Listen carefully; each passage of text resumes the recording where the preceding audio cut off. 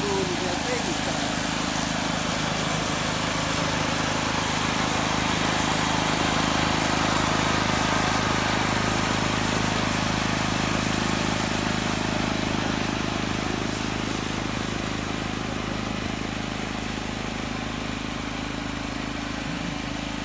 Are you happy with that?